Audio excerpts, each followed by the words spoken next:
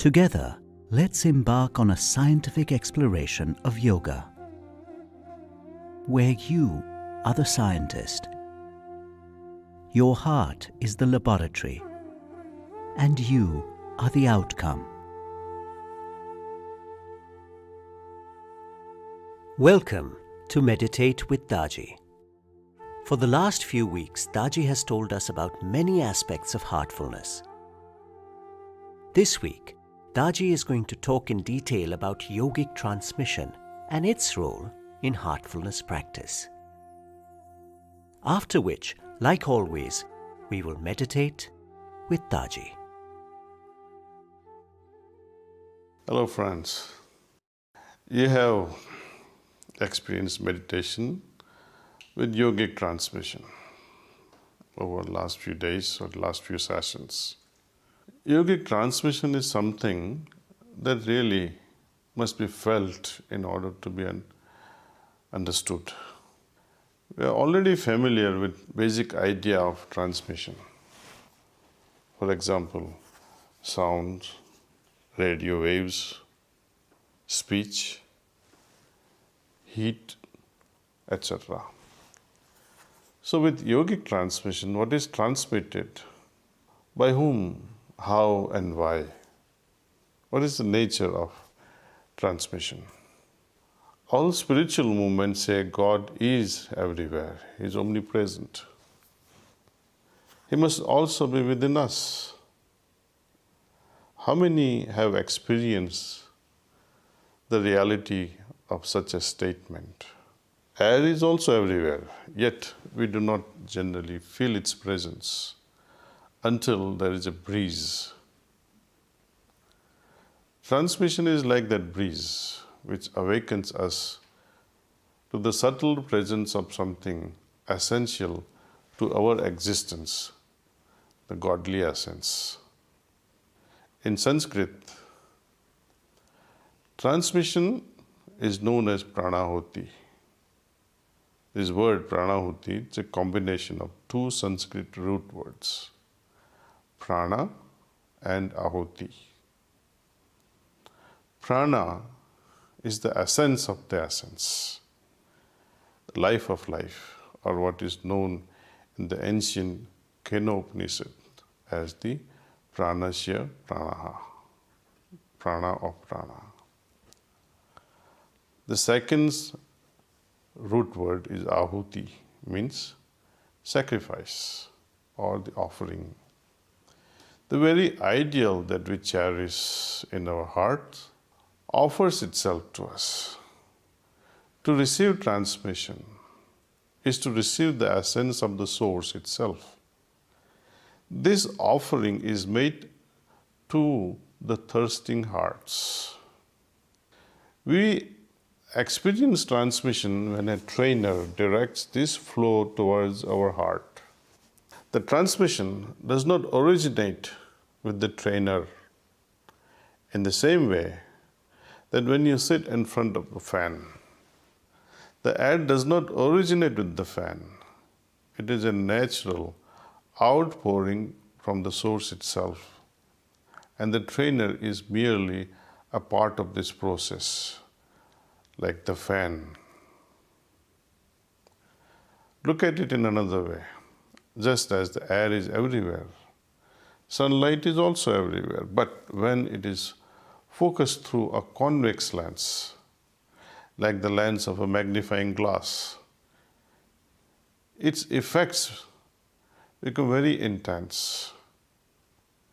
Mind of the trainer is like a convex lens because it focuses the essence of the original source upon the heart of the aspirant. The main effect of yogic transmission is to illuminate the consciousness. Various levels of consciousness and the layers of them, expanding through them. This is one way of understanding spiritual growth, how consciousness expands at each level. In yogic approach, you must have heard about chakras, plexuses. Traditionally speaking, we have 7 chakras. Heartfulness goes much more in details, of which we will talk later through our series on spiritual anatomy. This transmission, when it touches each plexus, it has different impact, different result, depending upon the basic nature of each plexus. Coming back to soul, physical body, and the subtle bodies, we have 3 major categories, 3 major categories of bodies. The outer manifestation of the physical body. The source of it all is the soul that keeps it going. Something between the soul and the physical realm is the subtle body. Within this subtle body, there are 4 subtle bodies. Now, when we talk of evolution, what is it that is truly evolving? Can soul evolve?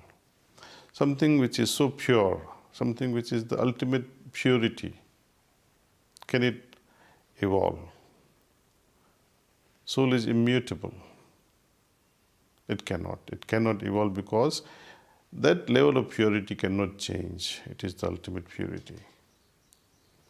At a physical level, can we evolve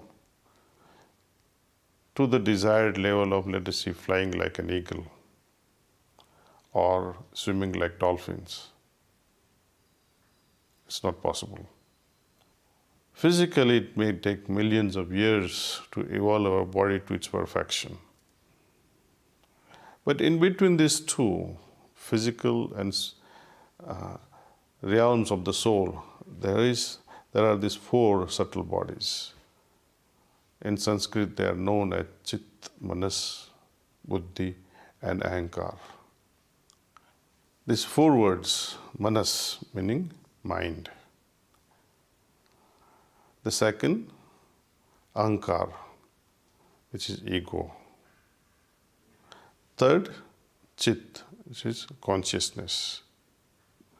Fourth, meaning Buddhi means intellect. Now, these 4 bodies, don't take them into the same sequence as I have spoken. But it is the consciousness which works like a canvas. On this canvas of consciousness or Chit, there is a play of 3 bodies which goes on changing the painting on the canvas of consciousness. These 3 players are Manas, mind, intellect, and ego. Depending upon the evolution of these 3, the 4th entity, consciousness, changes its very nature. Ego is like a great gravitational pull within. It keeps you bound to itself. But when ego is sublimated, it becomes universal. And to that extent, the consciousness also will change. It will expand. When I no longer think, but I evolve to a level where feelings predominate, absolutely. That is the evolution of the mind, which moves from thinking to feeling. Likewise, intellect, which no longer is restricted to its very, mundane activity, but it transforms itself to intelligence, wisdom, intuition. And when all these 3 are at its pinnacle, at its highest, consciousness will also expand to that extent. So all these things finds their true expression because of the yogic transmission. Yogic transmission is something which penetrates all these subtler levels of Chit, Manas, Buddhi and Ahankar and does a magical thing in nourishing our very existence at a spiritual level. To me, this transmission is something like a cane or a wheelchair or the lift that we use in high-rise buildings. You can walk if you like. You can go on walking the steps and go to the 100th floor of your building. But wouldn't it be nice if you can take a lift? Yogic transmission is like that. When you cannot walk and you take help of a cane, it becomes easier and more comfortable to work with. Likewise, when we traverse within various layers of consciousness, when I close my eyes and try to meditate and try to go deeper within the consciousness or fly higher in a state of superconsciousness, it becomes easier on its own without transmission.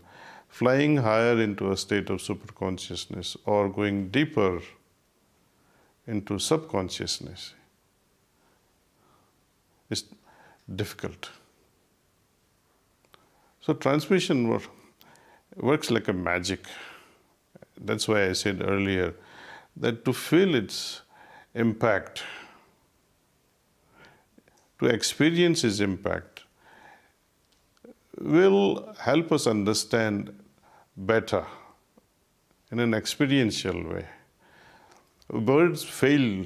I think I'm not able to describe in totality the very nature of transmission. It is like, a person who has never eaten croissant, for example, or apple, and you go on describing, croissant is made from this wheat flour or this apple, it grows on the tree and it tastes so sweet. But person who has never tasted it, he'll go on imagining things, but never will have the true meaning, true understanding of these two. Only when you have croissant in your hand and you relish it, that makes all the difference. So with this transmission too, no amount of description from my side is going to make you even more intelligent with transmission.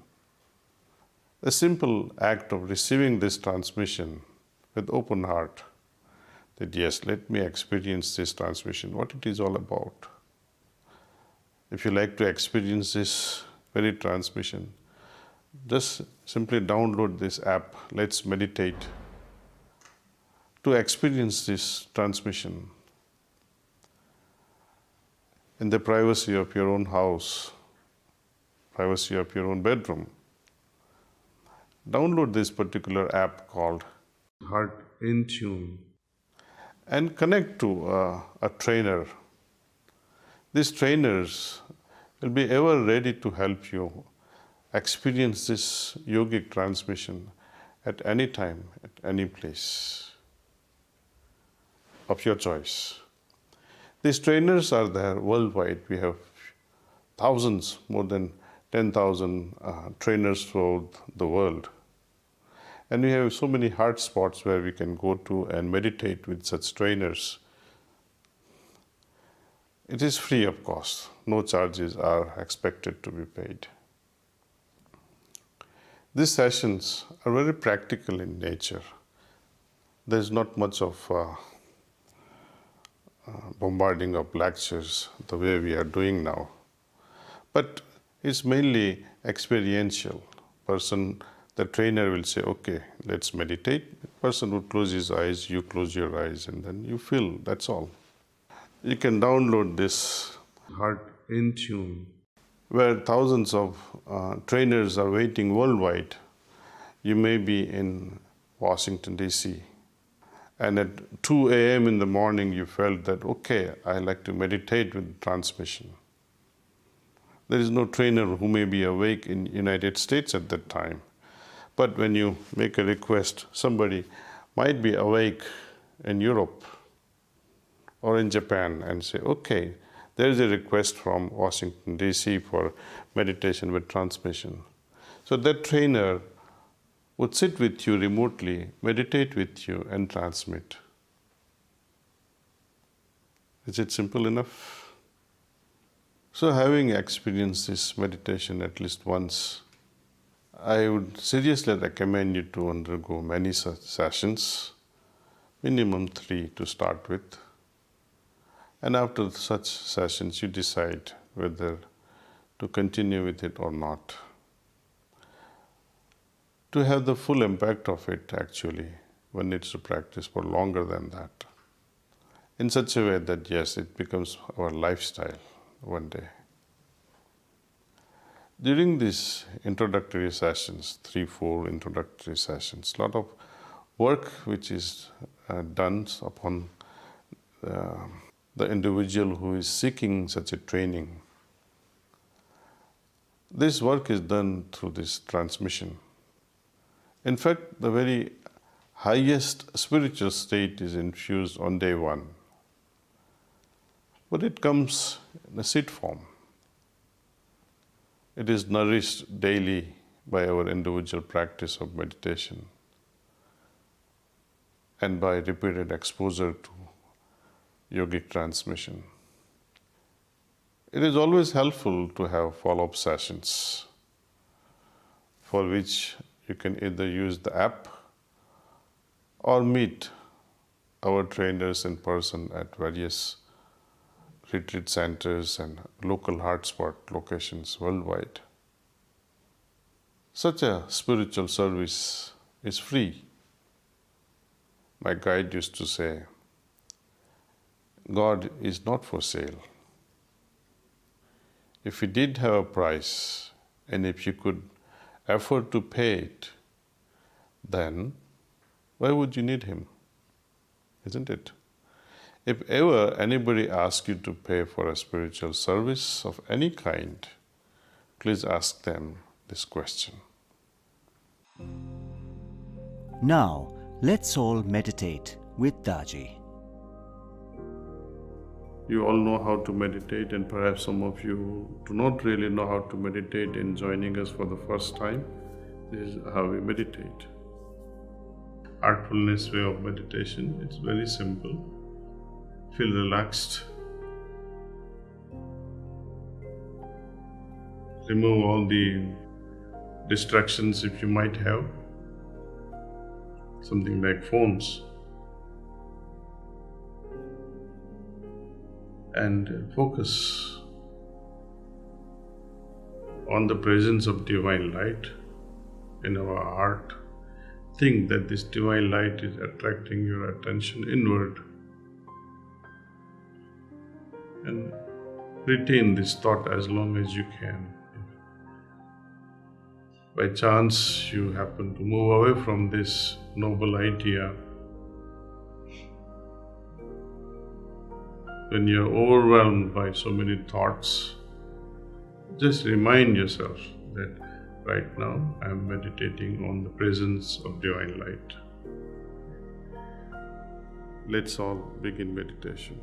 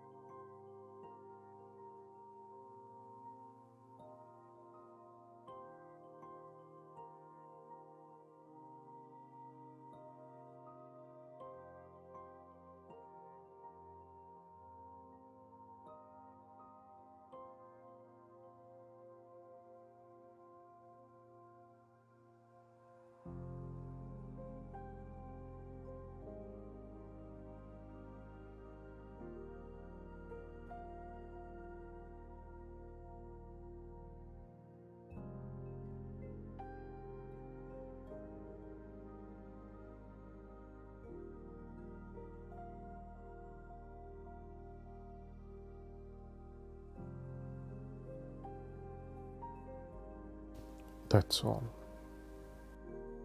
Please make a note of how you felt. Let's write our observations. You have been meditating with Daaji for a few months now on Astha Bhajan channel. We would like to present a few very useful books that Daaji has authored and published, so that you can read and enhance your understanding and make your spiritual practice better with each day. The first of these books is The Heartfulness Way by Daaji and Joshua Pollack. As we maneuver the many demands of a stressful lifestyle, we often sense challenges that seem difficult to overcome on our own. How do we find the wisdom, strength, and courage to be able to keep our balance and handle inner turmoil when things spin out of control? Ensconced in India's ageless spiritual tradition, Kamlesh D. Patel, or Daaji, presents some of the most practical ways to achieve a high quality of inner life through the Heartfulness Way. This book is an illuminating series of conversations where Daaji reveals the core principles of heartfulness practice and philosophy to Joshua Pollack, a heartfulness practitioner and trainer. We welcome you to explore the Heartfulness Way.